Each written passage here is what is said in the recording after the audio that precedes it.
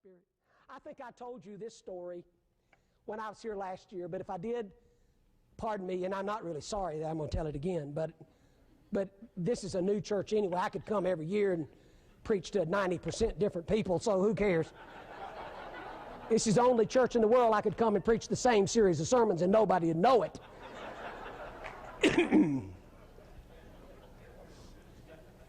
Let me tell you where sovereignty touched my bones as a young youth pastor.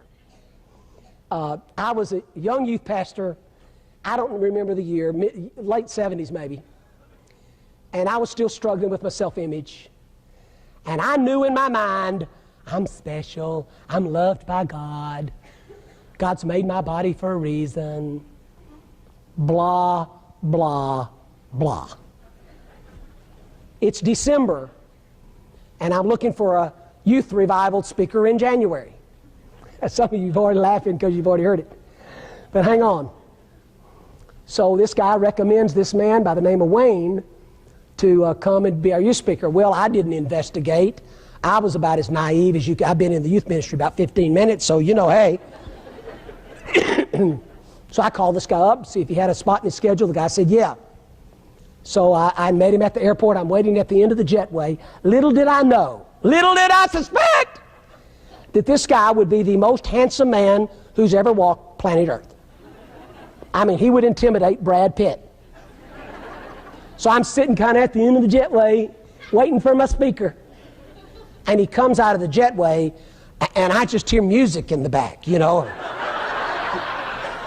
And immediately I go into rehearsing, I'm loved for free, God loves me just the way I am. You know, hello. Well, I bring him to the church, and the kids just you know, like kids are, because they're really into outward appearance. Okay. Well, during the week, it just kind of gets worse and worse, and I'm kind of more and more moving over into the corner of the pew. But it comes to the climax when on Wednesday afternoon, the meeting's over Wednesday night, but on Wednesday afternoon, Wayne comes over to me and said, David, I like to try to work out while I'm here on my preaching assignments, and I just wonder if we might go to the gym and work out a little bit. And I'm thinking, how can I lie to this man?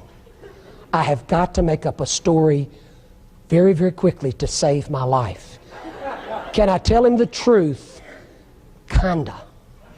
And the best I could come up with, I said, well, Wayne, I would really like to go with you. Lie. But I didn't bring any workout gear. True. True. And then he gives me the unexpected thing. He says, that's all right. I always carry an extra prayer gear with me in my workout bag. Well, I hadn't been inside of one of those workout spas forever.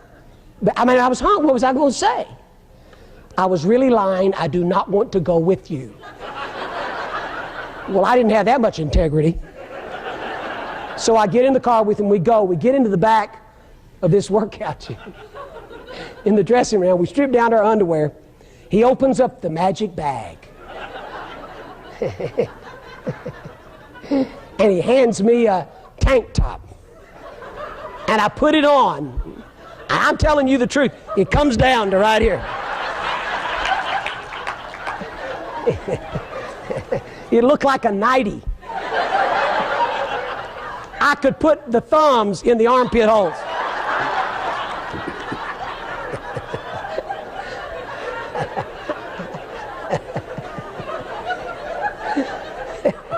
Then he reaches and hands me a pair of shorts.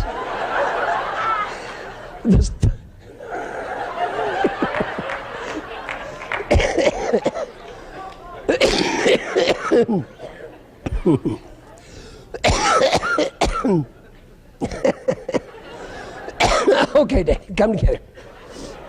The shorts on those shorts, the legs, were that big around. Have you ever looked at a bell and you seen that little clapper? That's what my legs look like. Now, by the time I roll up my nightie, and I stick it in my shorts, I look like I need a serious operation.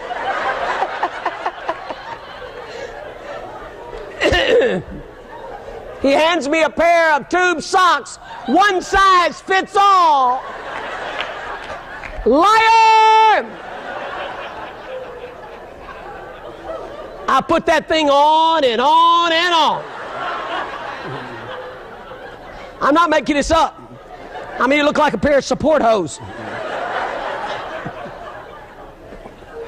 He handed me a pair of shoes, at least that's what he called them. I'd call them canoes. And I failed to mention this was January. He was from Florida, so he was all buffed and tanned and, you know, savage look, and I looked like the Pillsbury Doughboy. Well, this is where this story gets serious.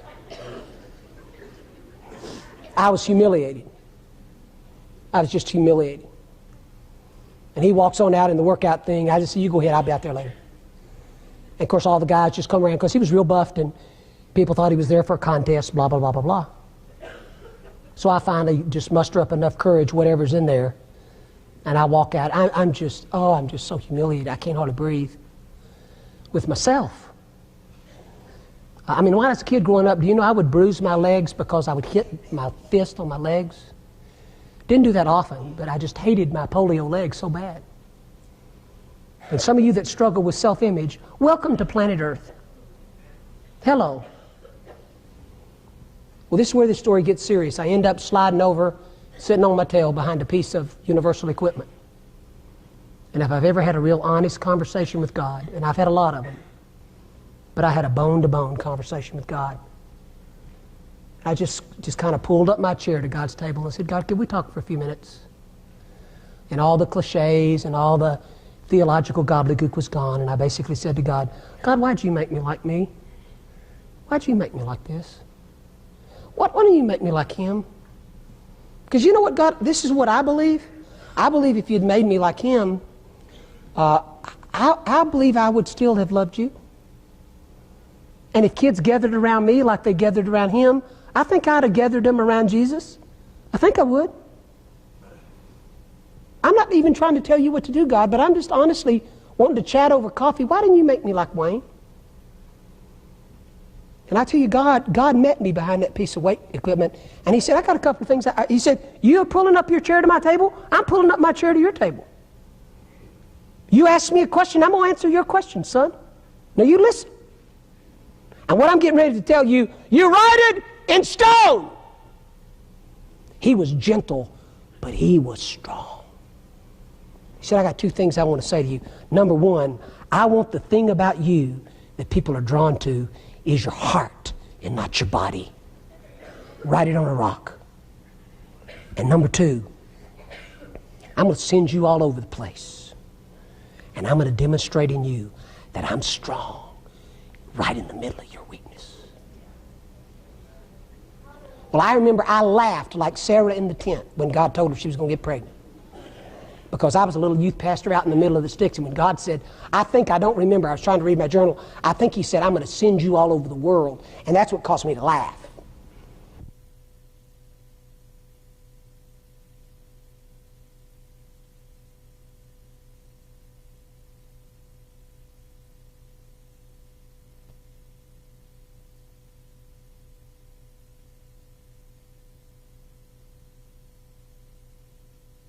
Pastor out in the middle of the sticks, and when God said, I don't remember, I was trying to read my journal, I think he said, I'm going to send you all over the world. And that's what caused me to laugh.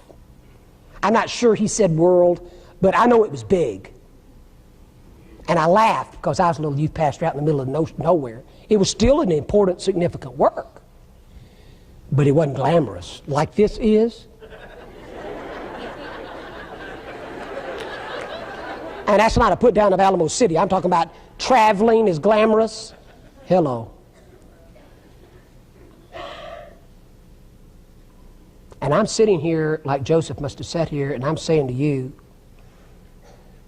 God told the truth. And he has. And he's fulfilled his word. And he didn't make a mistake when polio knocked on my door in 1951.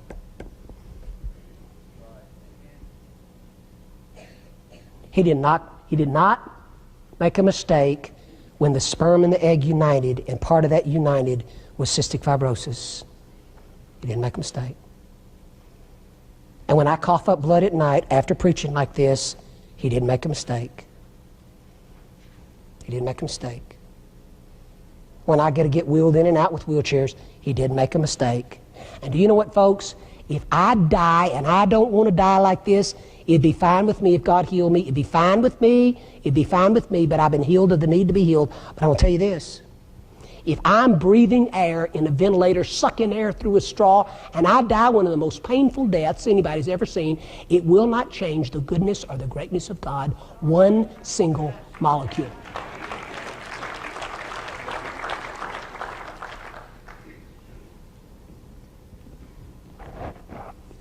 God is in the heavens, and he does whatever he pleases, and what he does is right. His ways are right. His judgments are right. They might be uncomfortable like crazy for us, but he knows what he's doing. God is in control.